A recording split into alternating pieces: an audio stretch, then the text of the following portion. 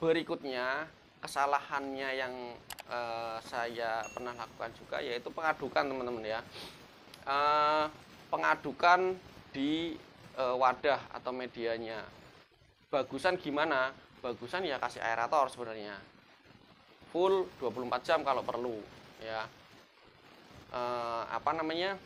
Kenapa? Karena si alga itu butuh, supaya si alga itu tercampur dengan baik, ngeblend sama airnya teman-teman. Jadi bukan sekedar hijau aja tapi airnya putih, tapi si airnya itu memang benar-benar hijau. Nah, kita sangat membutuhkan pengadukan. Nah, saya juga sering mengalami si alganya itu ternyata tidak mau mencampur. Karena apa? Pengadukannya kurang. Nah, kalau tidak ada aerator, teman-teman juga bisa mengaduk manual minimal 1-2 kali sehari. Dengan diperhatikan, jangan sampai si alga itu banyak mengendap di bawah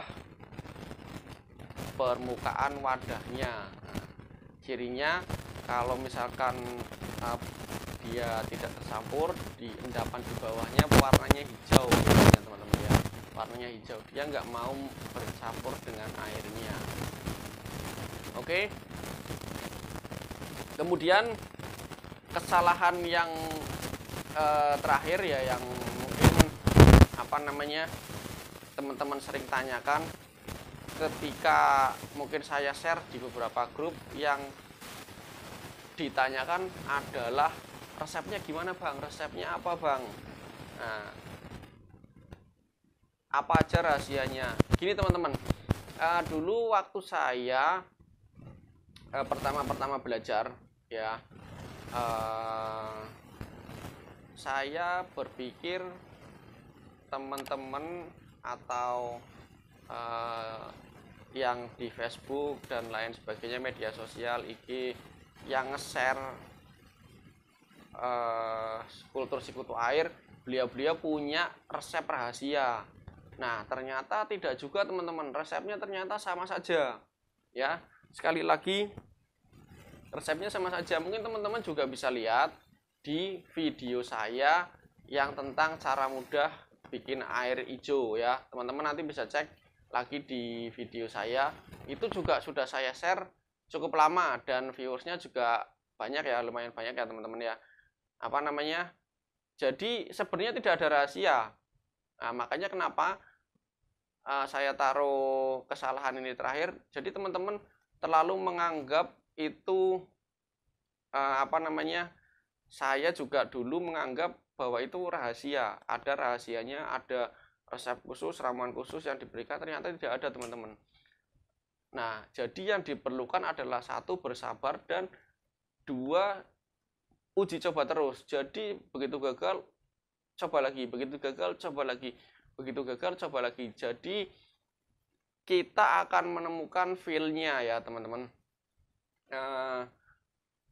Lama-lama kesalahan-kesalahan itu juga nanti akan ketahuan sendiri gimana kita harus menyiasatinya.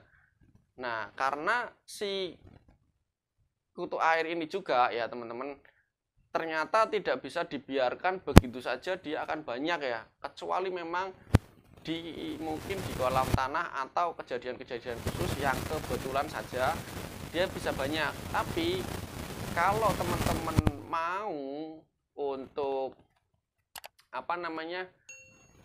kultur dengan bagus, sistemnya bagus, teman-teman harus merawatnya dengan baik. Itu seperti kita merawat ikan itu sendiri ya teman-teman ya.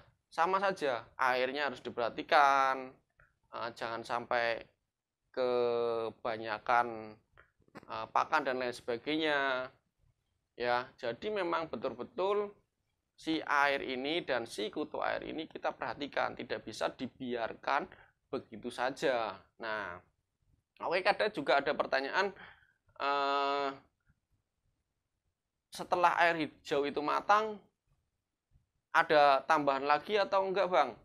Saya enggak menambahkan apapun teman-teman. Nanti teman-teman bisa cek di video saya yang akan saya tampilkan ini. Saya tidak menambahkan apapun di setelah si air hijau itu matang dan si kutu air itu tetap akan banyak. Nah, sampai memang batas waktu kalau di kolam saya biasanya 14 hari setelah pemupukan awal. Nah, jadi 7 hari pematangan air, kemudian 3 hari si kutu air itu akan ngebum, jadi kan 10 hari ya.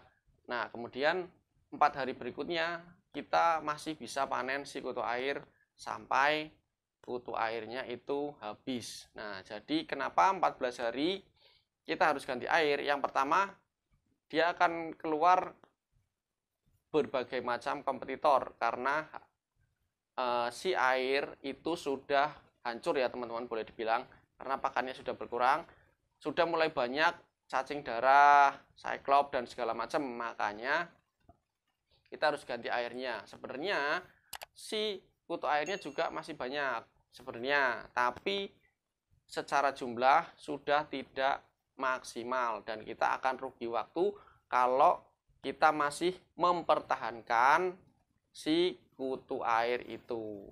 Oke teman-teman, makanya kita harus ganti airnya. Nah, kira-kira sedikit tips ya, kesalahan-kesalahan yang pernah saya lakukan, mudah-mudahan bisa jadi gambaran buat teman-teman dalam kultur kutu air. Nah, jadi salah satunya juga kita harus bersabar teman-teman ya, sabar karena prosesnya yang cukup memakan waktu ketika kita kultur menggunakan si air hijau ya teman-teman, tapi hasilnya tidak akan mengecewakan kalau kita mau bersabar. Nah, seperti itu kira-kira. Mungkin sedikit tips dari saya seperti itu. Sekali lagi bukan bermaksud menggurui. Nah, siapa tahu bisa jadi referensi buat teman-teman sekalian. Oke, terima kasih teman-teman sudah ngikutin saya di video kali ini. Semoga bermanfaat. Jangan lupa subscribe channel Andi PML. Nah, sampai ketemu lagi di video-video berikutnya. Wassalamualaikum warahmatullahi wabarakatuh.